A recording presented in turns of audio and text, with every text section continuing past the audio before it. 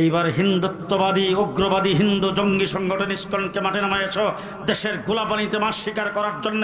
হিন্দুদেরকে বলবো, আপনারা আপনাদের মন্দিরে থাকেন, আপনারা আপনাদের পূজা মণ্ডপে থাকেন, আপনারা বাড়ি ঘরে থাকেন, আপনারা আমাদের নাগরিক ভাই, আপনারা নাগরিক সুবিধা ভোগ করবেন, আমাদের কোনো আপত্তি নাই। মেম্বার হবেন, চেয়ারম্যান হবেন, ব্যবসা বাণিজ্য করবেন, এমপি হবেন, মন্ত্রী হবেন, বিচারপতি হবেন, পুলিশ অফিসার হবেন, আমাদের কোনো আপত্তি নাই। নাগরিক সুবিধা আপনাদেরকে দেব। আপনাদের মন্দির আমরা পাহারা দিয়েছি, বাড়িঘর আমরা পাহারা দিয়েছি, তবে ইসকনের খপ্পরে পড়বেন না, ভারতে মুদির খপ্পরে পড়বেন না, আওয়ামী লীগের খপ্পরে পড়বেন না। যদি পড়েন জেনে রাখেন, আমরা পোল্ট্রি মুরগিও না, পোল্ট্রি মুরগি পালি না। জি, আমরা মাদ্রাসা স্কুল কলেজে পোল্ট্রি মুরগি পালি। সুতরাং যাই না রাখেন, আমরা পোল্ট্রি মুরগি না, পোল্ট্রি মুরগি আমরা পালি না। এবার খুব ভালো করে মনে রাখেন, 54 বছর হয়েছে বাংলাদেশ স্বাধীন হয়েছে। সর্বপ্রথম শেখ মুজিবুর রহমান সাহেব সোনার বাংলা আমি তোমায় ভালোবাসি।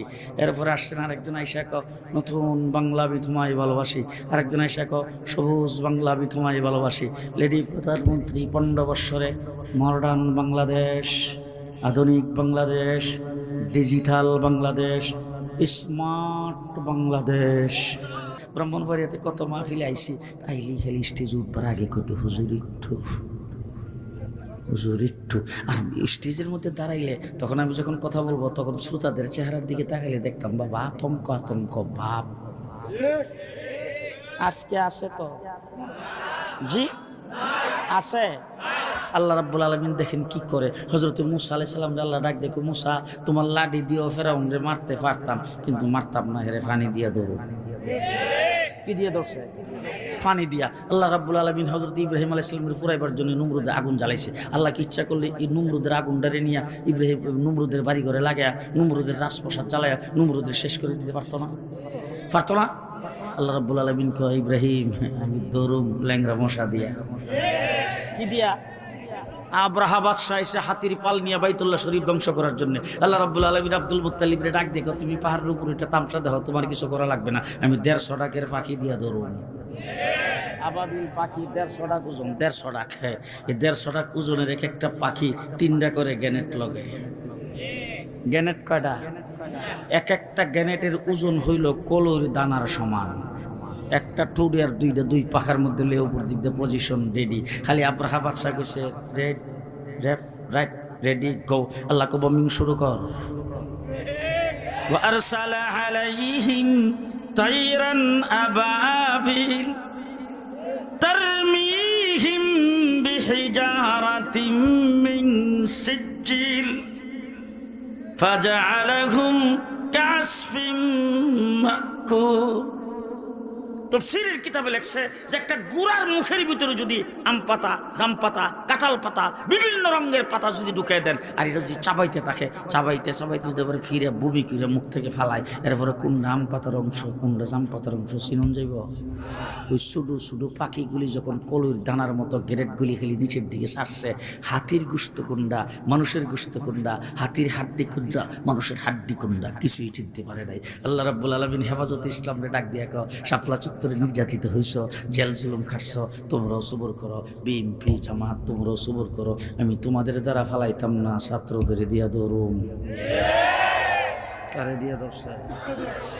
শুধু ছাত্রদের দিয়া বুক টান করে খাইছে, গুলি খাইছে, ফুরে গেছে, এরপরও লড়ে না। পুলিশ বাহিনী, সেনাবাহিনীর প্রধান, বিমান বাহিনীর প্রধান, নৌবাহিনীর প্রধান সব দিকে লেডি প্রধানমন্ত্রী হাসিনার সামনে। আর ধমক যে শুরু করছে, হ্যাঁ তোমার নিচের থেকে উড়াইয়া পদ পদবি দিছি, এই করছি সেই করছি, এখন তারা আমার কাছে কেমনে আসবে, তাড়াতাড়ি ঠেকাও। পুলিশ বাহিনীর প্রধানের ঠেকাও, ম্যাডাম গুলি ছাড়লে জিডাল গায়ে গুলি লাগবে, হিডার নিচে পড়বো, পাশে জিরা থাকবো, পেছনে যাবে না, সামনে আসবে।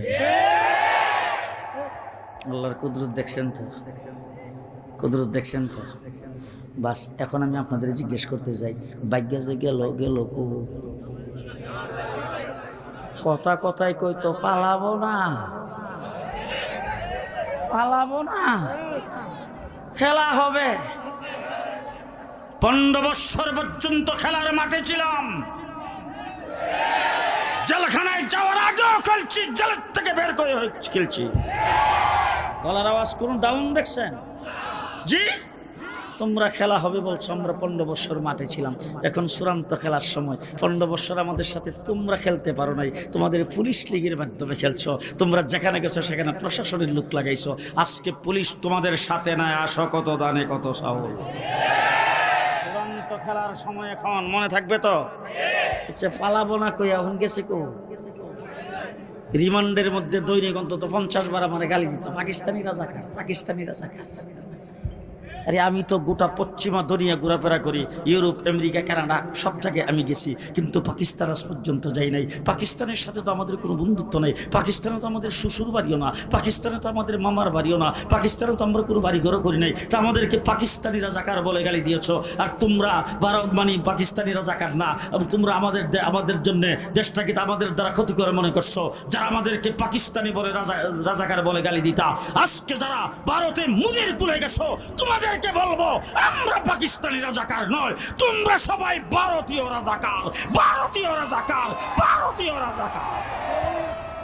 সব ভারতীয় রাজাকার। ভারতীয় রাজাকারদের দ্বারা দেশ ক্ষতি কর না লাভ, দেশের জন্য ক্ষতি না লাভ। ভারতে যাই সর্বপ্রথম বাংলাদেশের হিন্দুদেরকে মাঠে নামে স্লোগান দিছে, ভারতের মানে বাংলাদেশের হিন্দুদের উপরে নাকি খুব আক্রমণ হইতেছে। কোথাও কোনো জায়গায় একটা সোয়াও হিন্দুদের গায়ে লাগে নাই। এরপরে 2 নম্বরে বিচারপতিদেরকে দিয়ে কু করতে চাইছে, হিডাও নস্বাত করে দিছি। আনসারদেরকে দিয়ে চাইছে, হিডাও নস্বাত করে দিছি।